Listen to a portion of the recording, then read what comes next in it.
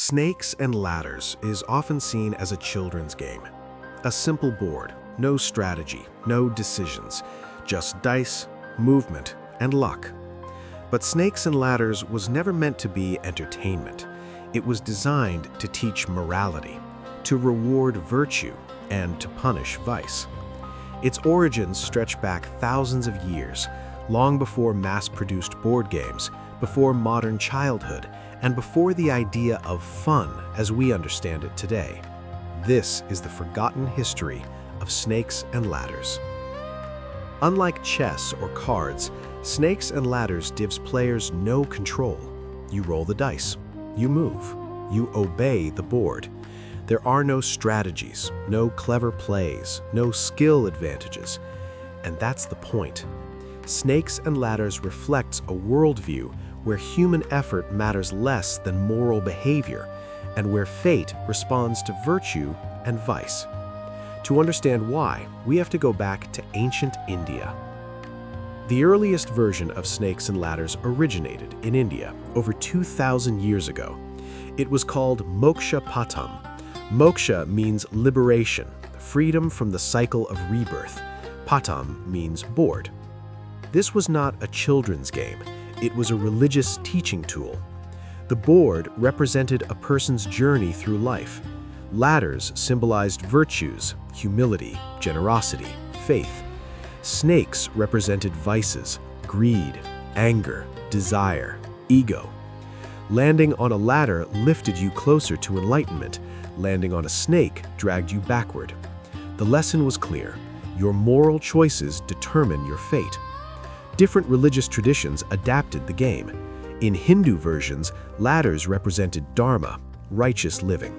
In Buddhist interpretations, they symbolized the Eightfold Path.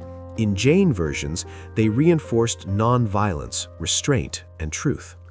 The board itself was a map of the soul. Winning the game didn't mean beating other players, it meant reaching liberation. The absence of strategy wasn't a flaw, it was a reflection of spiritual belief. You cannot cheat karma. During the 18th and 19th centuries, British colonial officials encountered Moksha Patam in India. They were fascinated, but they didn't fully understand it. As the game traveled back to England, it was stripped of its spiritual context. Virtues and vices were simplified. Religious imagery was replaced with neutral symbols. Liberation became a finish line. The moral lesson remained, but it was softened. The game was renamed Snakes and Ladders. Victorian England embraced the game as a teaching tool. This was an era obsessed with discipline, obedience, and moral education. Snakes and Ladders fit perfectly. Children learned good behavior is rewarded, bad behavior has consequences, life is unfair, but moral order exists. The game required no reading, no strategy, no competition, just acceptance. Snakes and Ladders teaches a very specific worldview. Success is not earned through intelligence or planning. Failure is not always deserved. You can do everything right and still lose. You can do nothing and still win. This reflects a society that valued moral conformity over personal ambition. In many ways, the game teaches acceptance of social hierarchy, not resistance. Today's Snakes and Ladders is colorful, playful, and almost meaningless. The moral lessons are gone. The virtues are unnamed. The vices are abstract. It's a game for passing time, but the structure remains unchanged. No choices, no control, no strategy. The skeleton of an ancient belief system still hides beneath the board.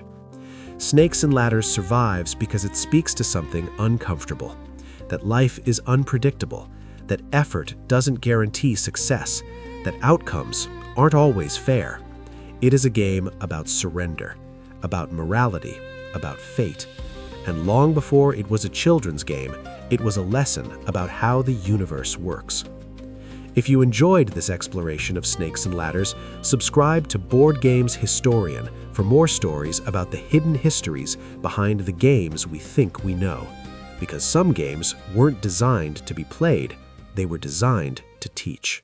We are crafting board games, and our main focus is in ancient and historical board games. Our games are handmade and engraved in a pouch. With a pull of the cord, the game packs itself, and you are ready to go. For more information, you may check the link in the description.